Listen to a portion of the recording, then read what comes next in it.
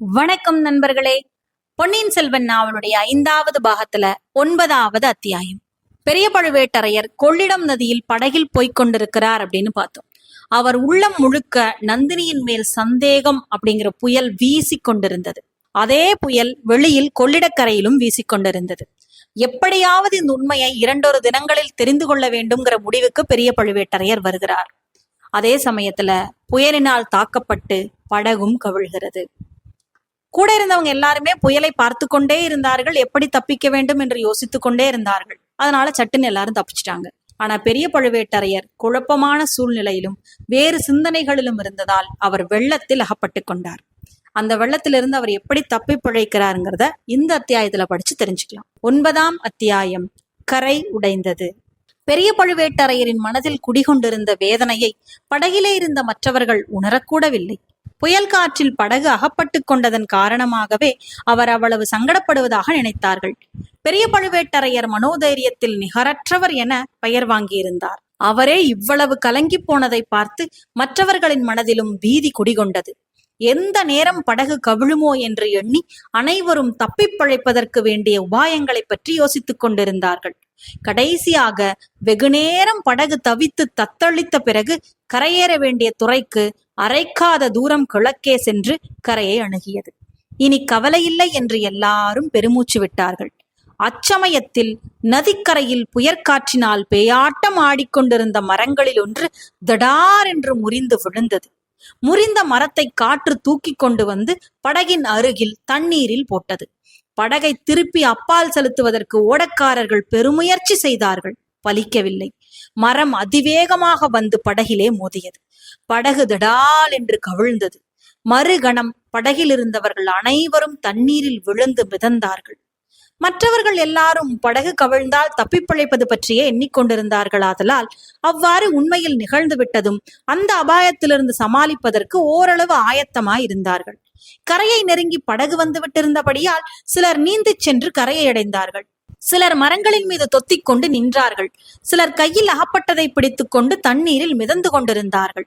ஆனால் பழுவேட்டரையர் வேறு சிந்தனைகளில் ஈடுபட்டிருந்தபடியால் படகுக்கு நேர்ந்த விபத்தை எதிர்பார்க்கவே இல்லை. படகு கவிழ்ந்ததும் தண்ணீரில் மூழ்கிவிட்டார். அவரை பிரவாகத்தின் வேகம் வெகு தூரம் அடித்து கொண்டு போய்விட்டது.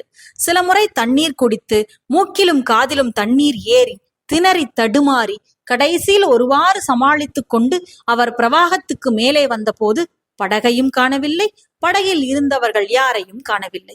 அது மட்டுமல்லாமல் வெள்ளம் தம்மை அந்த மகாநதியின் மத்திய பிரதேசத்தை நோக்கி இழுத்து கொண்டு போவதை பழுவேட்டரையர் அறிந்தார்.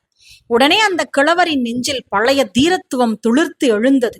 எத்தனையோ போர்களில் மிக ஆபத்தான நிலைமையில் துணிவுடன் போராடி வெற்றி பெற்ற அந்த மாபெரும் வீரர் இந்த கொள்ளிடத்து வெள்ளத்துடனும் போராடி வெற்றி கொள்ள தீர்மானித்தார்.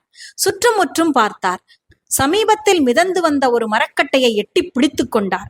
கரையை குறிவைத்து நீந்தத் தொடங்கினார்.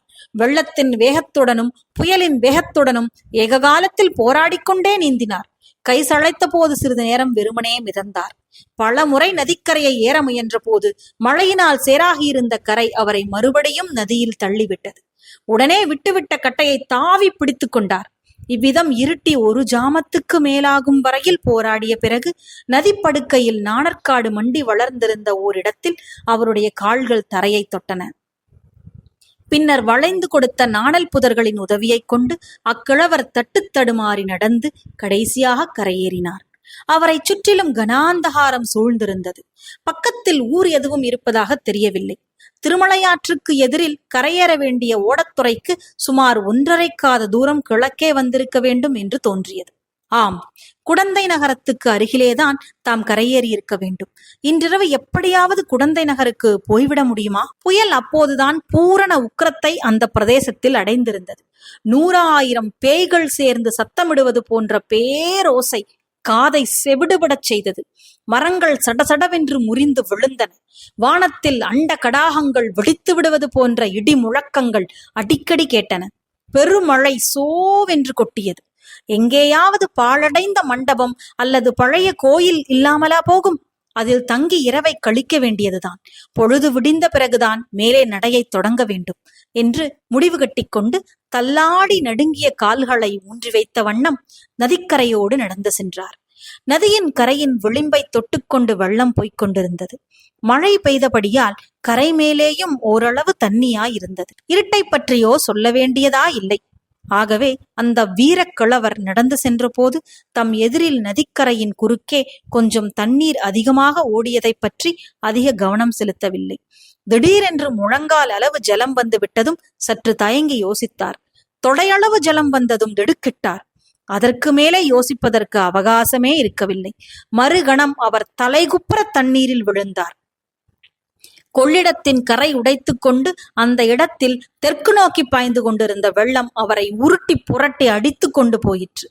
கரைக்கு அப்பால் பள்ளமான பிரதேசமானபடியால் அவரை ஆழமாக, இன்னும் ஆழமாக, அதலபாதாளத்துக்கே அடித்து கொண்டு போவது போல் இருந்தது.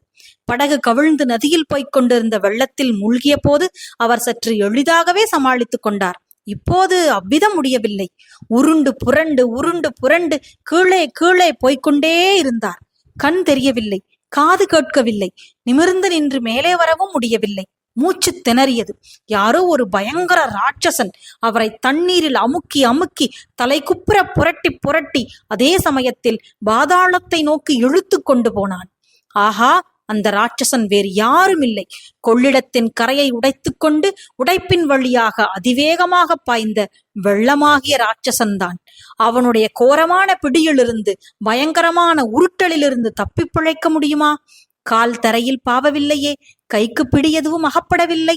மூச்சு திணறுகிறதே, கழுத்தின் பிடித்து திருகுவது போல் இருக்கிறதே, காது செவிடுபடுகிறதே. துர்கா பரமேஸ்வரி தாயே, நான் இந்த விபத்திலிருந்து பிழைப்பேனா? அடி பாவி நந்தினி, உன்னால் எனக்கு நேர்ந்த கதியை பார். ஐயோ பாவம், உன்னை அந்த தூர்த்தர்கள் மத்தியில் விட்டுவிட்டு வந்தேனே. சீச்சி, உன் அழகைக் கண்டு மயங்கி, உன் நிலைமையைக் கண்டு இறங்கி, உன்னை மணந்து கொண்டதில் நான் என்ன சுகத்தை கண்டேன்? மன அமைதி இழந்ததை தவிர வேறு என்ன பலனை அனுபவித்தேன்? கடைசியில் இப்படி கொள்ளிடத்து உடைப்பில் அகப்பட்டு திணறி திண்டாடி சாகப் போகிறேனே. 64 போர்க்காயங்களை சுமந்த என் உடம்பை புதைத்து வீரக்கள் நாட்டி பள்ளிப்படை கூட எடுக்கப் போவதில்லை. என் உடலை யாரும் கண்டெடுக்கப் போவது கூட இல்லை. எங்கேயோ படுபள்ளத்தில் சேற்றில் புதைந்து விடப் போகிறேன். என் கதை என்ன ஆயிற்று என்று கூட யாருக்கும் தெரியாமலே போய்விடப் போகிறது. அல்லது எங்கேயாவது கரையிலே கொண்டு போய் என் உடம்பை இவ்வெள்ளம் ஒதுக்கி தள்ளிவிடும். நாய் நரிகள் பிடுங்கி தின்று பசியார போகின்றன. சில நிமிட நேரத்திற்குள் இவை போன்ற எத்தனையோ எண்ணங்கள் பழுவேட்டரையர் மனதில் தோன்றி மறைந்தன. பின்னர் அடியோடு அவர் நினைவை இழந்தார். தடார் என்று தலையில் ஏதோ முட்டியதும் மீண்டும் சிறிது நினைவு வந்தது. கைகள் எதையோ, கருங்கல்லையோ கெட்டியான தரையையோ பிடித்து கொண்டிருந்தன. ஏதோ ஒரு சக்தி அவரை மேலே கொண்டு வந்து உந்தி தள்ளியது. அவரும் மிச்சமிருந்த சிறிது சக்தியை பிரயோகித்து கரங்களை ஊன்றி மேலே எழும்பி பாய்ந்தார். மறுநிமிடம் கெட்டியான கருங்கல் தரையில் அவர் கிடந்தார். கஷ்டப்பட்டு கண்களை திறக்க பிரயத்தனப்பட்டார். இறுக அமுங்கிக் கிடந்த கண்ணிமைகள் சிறிது திறந்ததும் எதிரே தோன்றிய ஜோதி அவருடைய கண்களை கூசச் செய்தது. அந்த ஜோதியில் துர்கா பரமேஸ்வரியின் திருமுக மண்டலம் தரிசனம் தந்தது. தேவி, உன் கருணையே கருணை. என்னுடைய அமைதியற்ற மண்ணுலக வாழ்வை முடித்து விண்ணுலகில் உன்னுடைய சன்னிதானத்துக்கே அழைத்து கொண்டாய் போலும். இல்லை இல்லை, இது விண்ணுலகம் இல்லை, மண்ணுலகத்தில் உள்ள அம்மன் கோவில். எதிரே தரிசனம் அளிப்பது அம்மனுடைய விக்கிரகம். தாம் விழுந்து கிடப்பது கர்ப்ப கிரகத்தை அடுத்துள்ள அர்த்த மண்டபம். அம்மனுக்கு அருகில் முணுக் முணுக்கென்ற சிறிய தீபம் எரிந்து கொண்டிருக்கிறது. அதன் வெளிச்சம்தான் சற்று முன் தம் கண்களை அவ்வளவு கூசச் செய்தது. வெளியிலே இன்னும் சோ என்று மழை கொட்டி கொண்டிருக்கிறது. புயலும் அடித்துக் கொண்டிருக்கிறது. அவ்வளவு புயலும் மழையும் தேவி கோவிலின் கர்ப்ப கிரகத்தில் ஒளிர்ந்த தீபத்தை அசைக்க முடியவில்லை. அது ஒரு நல்ல சகுனமோ? துர்கா பரமேஸ்வரி தம்மிடம் வைத்துள்ள கருணைக்கு அறிகுறியோ? எத்தனை பெரிய விபத்துகள் வந்தாலும் தமது ஜீவன் மங்கிவிடாது என்று எடுத்துக்காட்டுவது போலல்லவா இருக்கிறது. ஜெகன்மாதாவின் கருணையே கருணை. தமது பக்தி எல்லாம், தாம் செய்த பூசனையெல்லாம் வீண் போகவில்லை. கிழவர் தட்டுத்தடுமாறி எழுந்து நிற்க முயன்றார். அவர் உடம்பு நடுங்கியது. வெகுநேரம் வெள்ளத்திலேயே கிடந்தபடியால் உடம்பு சில்லிட்டு நடுங்குவது இயல்புதானென்றோ. அம்மன் சன்னதியில் திரை விடுவதற்காக தொங்கிய துணியை எடுத்து உடம்பை நன்றாக துடைத்து கொண்டார். தமது ஈரத்துணியை களைந்தெறிந்துவிட்டு திரை துணியை அறையில் உடுத்திக் கொண்டார். அம்மன் சன்னதியில் உடைந்த தேங்காய் மூடிகள், பழங்கள், நிவேதனத்துக்கான பொங்கல் பிரசாதங்கள் எல்லாம் வைத்திருப்பதைக் கண்டார். தேவிக்கு பூஜை செய்வதற்காக வந்த பூசாரியும் பிரார்த்தனைக்காரர்களும் எல்லாவற்றையும் அப்படியே போட்டுவிட்டு ஓடி போயிருக்க வேண்டும். ஏன் அவர்கள் அப்படி ஓடினார்கள்? புயலுக்கும் மழைக்கும் பயந்து ஓடினார்களா, அல்லது கொள்ளிடத்துக்கரையில் உடைப்பேற்பட்டு விட்டதை பார்த்து ஓடினார்களா? எதுவாயிருந்தாலும் சரி, தாம் செய்த புண்ணியந்தான். துர்கா பரமேஸ்வரி தம்மை உடைப்பு வெள்ளத்திலிருந்து காப்பாற்றியது மட்டுமல்ல, தம்முடைய பசி தீருவதற்கு பிரசாதமும் வைத்துக்கொண்டு காத்திருக்கிறாள். இன்றிரவு இந்த கோயிலிலேயே கழிக்க வேண்டியதுதான். இதை காட்டிலும் வேறு தக்க இடம் கிடைக்கப் போவதில்லை. உடைப்பு வெள்ளம் இந்த சிறிய கோவிலை ஒட்டித்தான் பாய்ந்து செல்ல வேண்டும்.